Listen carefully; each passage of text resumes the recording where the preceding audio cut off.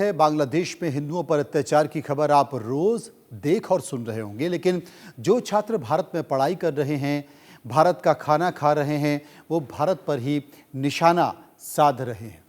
ऐसे छात्र एंटी हिंदू और एंटी इंडिया पोस्ट भी लिख रहे हैं। सोचिए इनकी मानसिकता क्या है।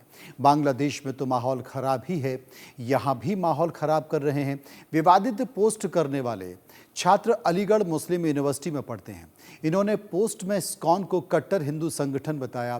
पोस्ट में लिखा है कि यूपी में गाय का गोबर खाने का बड़ा क्रेज है। विवादित पोस्ट को लेकर हिंदू छात्रों ने एएमयू के प्रॉक्टर ऑफिस में शिकायत की। शिकायत के बाद एएमयू प्रशासन ने इस मामले की जांच शुरू कर दी है और आरोपी छात्रों को नोटिस दिए हैं, लेकिन अब तक कोई बड़ी कार्रवाई इस पर नहीं की गई है।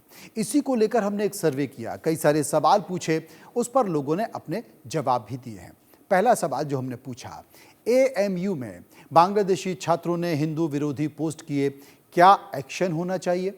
14% लोगों ने कहा यूनिवर्सिटी से निकाला जाना चाहिए। 28% लोगों ने कहा पुलिस एक्शन ले। 52% लोग बोले वीजा कैंसिल कर बांग्लादेश वापस भेजना चाहिए और 6% लोग इस पर कुछ भी कहना नहीं चाहते थे। सर्वे का एक और सवाल, क्या भारत में रह रहे सभी बांग्लादेशियों के दस्तावेजों की जांच होनी चाहिए? 91% लोगों ने कहा हाँ होनी चाहिए।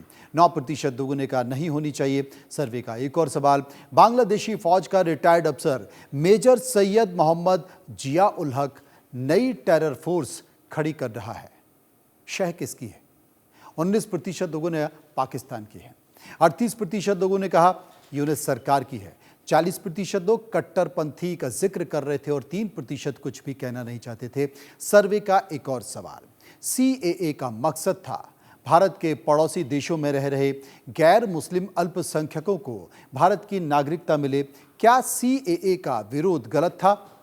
69% लोगों ने कहा हाँ, 25% लोगों ने कहा ना और 6% इस पर कुछ भी कहना नहीं चाहते थे। सर्वे का एक और सवाल, तनाव के बीच बांग्लादेश से अच्छी खबर, विजय दिवस के लिए 16 दिसंबर को भारत आएंगे मुक्ति योद्धा, इसके पीछे की वजह क्या है? 42% लोगों ने कहा हर साल ये एक रूटीन प्रक्रिया है।